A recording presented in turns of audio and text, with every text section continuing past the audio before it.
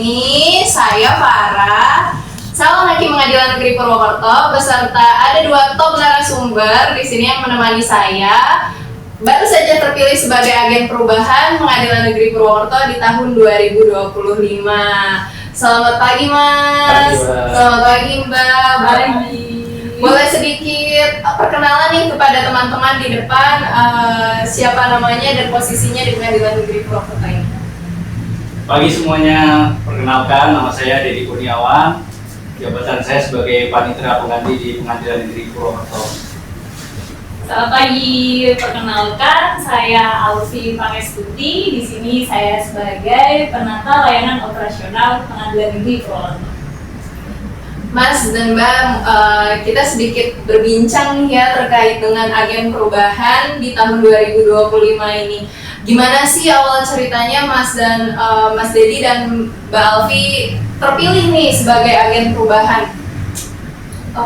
Awalnya itu di Pengadilan Negeri Purwokerto kan sudah ada tim seleksinya untuk penentuan agen perubahan ini.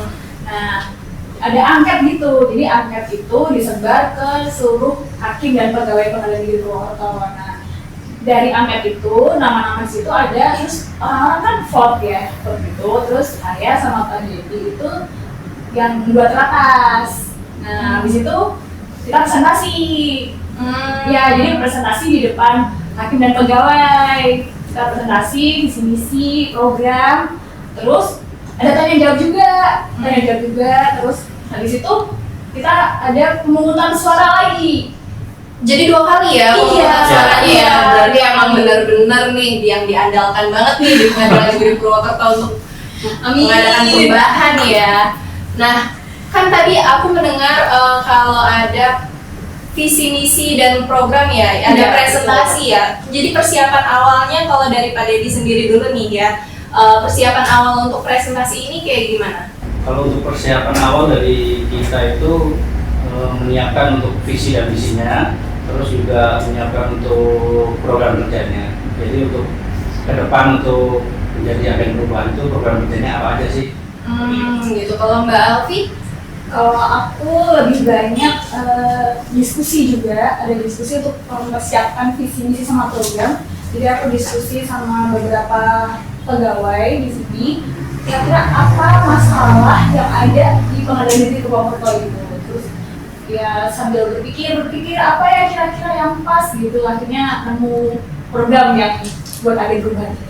Jadi ini ya, program yang dicanangkan ini dari Pak Dedi dan juga Mbak Alfi ini mencari hal yang solutif dari permasalahan yang sudah ada di Pengadilan Negeri Purwokerto ya. Kalau boleh tahu nih Pak Dedi, programnya sebenarnya kalau dari Pak Dedi apa aja sih yang dicanangkan sebagai agen perubahan? Kalau dari saya itu ada 3 program kerjanya. Yang pertama itu morning briefing, terus yang kedua itu mengadakan kerja rutin, terus yang kerjanya melakukan sosialisasi untuk gratifikasi. Oh, kalau Mbak Alfi gimana? Ada 3 program juga atau Enggak. berapa nih? Aku satu aja. Oh, 1 aja, gimana? Kalau aku ada penilaian 360. Jadi penilaian 360 itu penilaian dari atasan, bawahan, terus teman sejawat, sama dari pelanggan internal.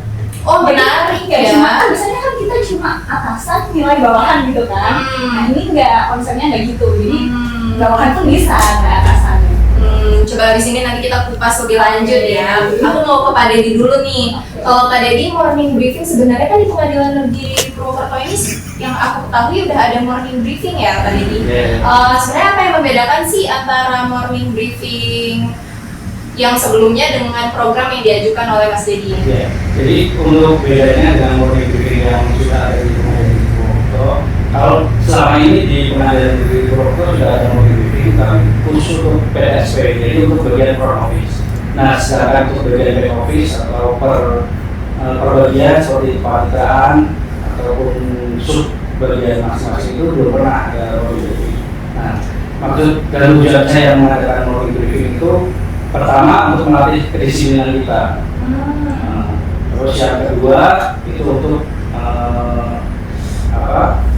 meningkatkan kerjasama ataupun solid, solidaritas antar ruangan gitu. Nah untuk materi morning briefing itu ya hampir sama kayak morning briefing di PTSP, jadi hal-hal yang ringan-ringan aja, jadi kayak doa bersama, terus apa namanya, pekerjaan yang akan kita lakukan pada hari itu apa saja, seperti itu. Kurang lebihnya seperti itu.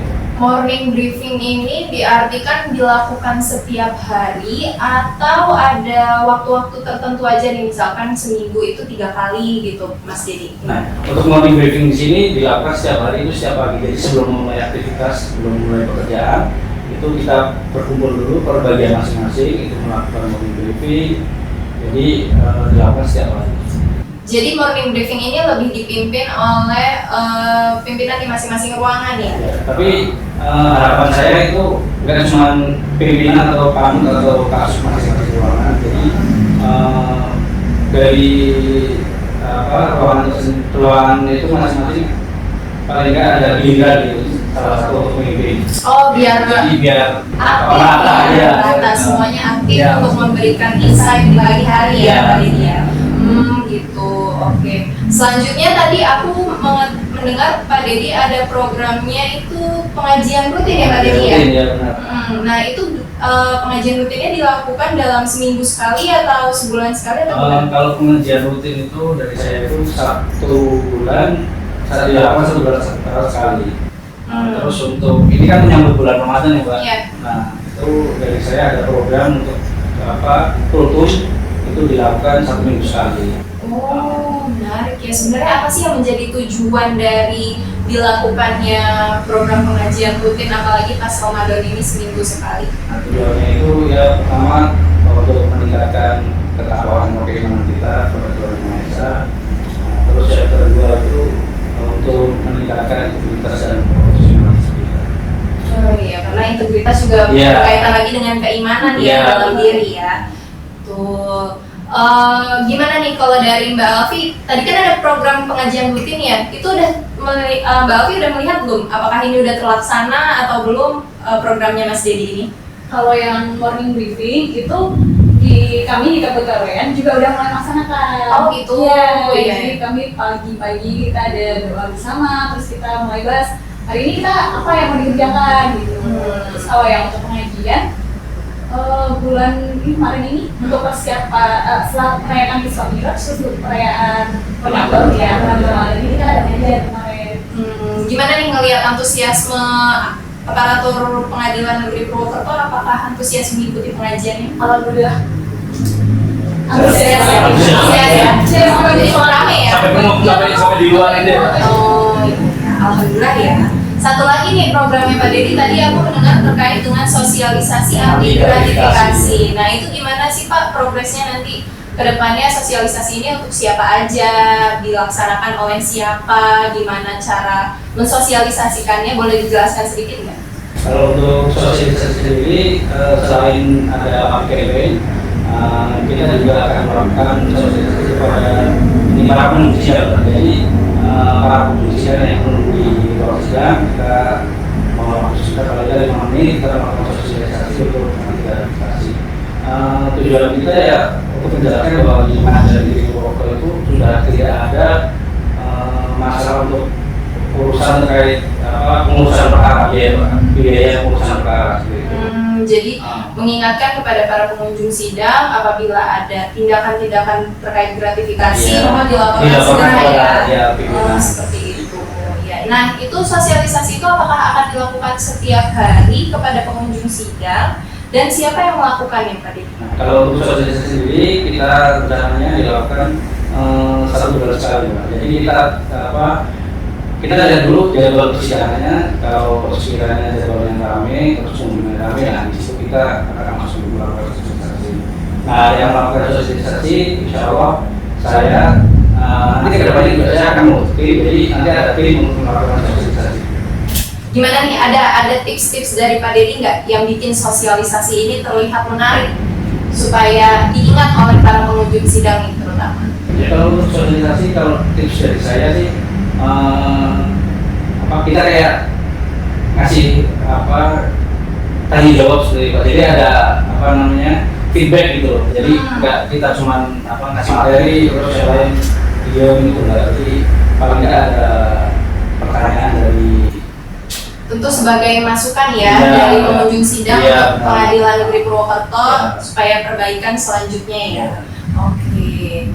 Aku boleh lanjut ke Mbak Alfi ya, program Mbak Alfi itu tadi terkait dengan penilaian 360. Betul. Tadi aku dengar kalau penilaian 360 ini tidak hanya atasan saja yang menilai bawahannya ya, tetapi juga kita sebagai staff-staff ini bisa menilai atasan kita. Nah, boleh jelasin nggak lebih lanjut nih sebenarnya penilaian ini yang dilihat dari objeknya tuh apa gitu, kriteria penilaiannya itu apa? Jadi ini sebagai pelengkap dari PKP dan kalau untuk hakim itu yang bulanan yang ada miss gitu. Jadi kan selama ini kalau kita setiap bulan isi PKP itu kan hanya dari sisi kinerja aja kan.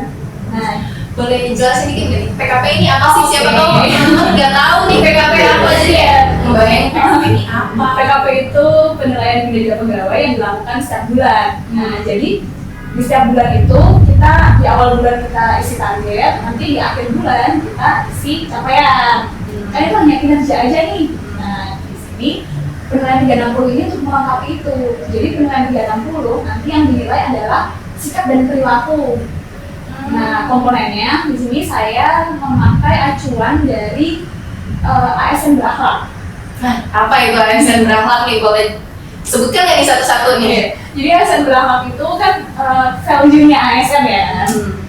Nah, berakhlak, berorientasi pelayanan, terus akuntabel, kemudian kolaboratif, kompeten, harmoni, loyal, adaptif, terus yang kolaboratif ya. Nah, ini berakhlak. Terus ditambah satu lagi, Apa nih yang satu lagi nih? kepemimpinan. Nah, ya, jadi nanti harapan saya ke depannya penilaian ini itu bisa untuk penyeimbang kalau ada baper zakat.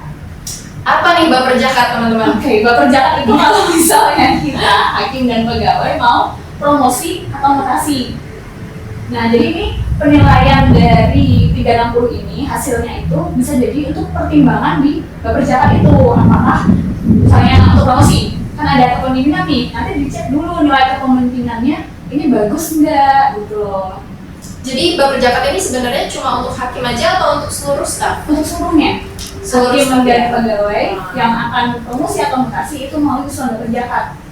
Jadi ini untuk membantu tim baper zakat dalam mengusulkan pegawai juga. Jadi ada pertimbangannya. Jadi kan kalau tim baper zakat mungkin orangnya terbatas kan, tapi dengan adanya hasil dari penilaian 360 ini kan penilaian dari banyak orang ya. Jadi yang lebih mengenal orang ini. Nah, lebih mengenal orang ini, poinnya di situ ya. Itu kan bisa menilai dari subjektivitasnya ya. Bagaimana Betul, caranya betul. supaya penilaian ini tidak terlihat sangat subjektif nih Mbak Alfi? Ya. Cara menanganinya seperti apa? Jadi penilaian perilaku itu sebenarnya memang sangat subjektif. Jadi misalnya kayak Pak Deddy menurut Mbak Farah, Pak Deddy ini baik. Tapi karena Pak Deddy ke saya nggak baik, ya saya nggak akan ngasih nilai baik gitu kan. Memang sangat subjektif. Jadi di sini biar tidak terlalu subjektif, satu orang itu tidak hanya dinilai oleh satu orang juga. Tadi kan ada 4 komponen ya. Jadi ada teman sejawat, ada atasan, bawahan, sama pelanggan internal. Jadi di situ untuk mengurangi subjektivitas ada beberapa orang yang menilai satu orang itu gitu. Gitu. Nah, siapa yang akan melaksanakan penilaian ini yang merekapnya dan pakai aplikasi kah atau menggunakan manual kah program penilaian 360 ini, boleh jelasin? Untuk sementara saya dan tim di kepegawaian masih pakai manual. Tapi nanti ke depannya kami usahakan ada aplikasi yang bisa langsung merekap hasil dari penilaian ini. Oh gitu ya.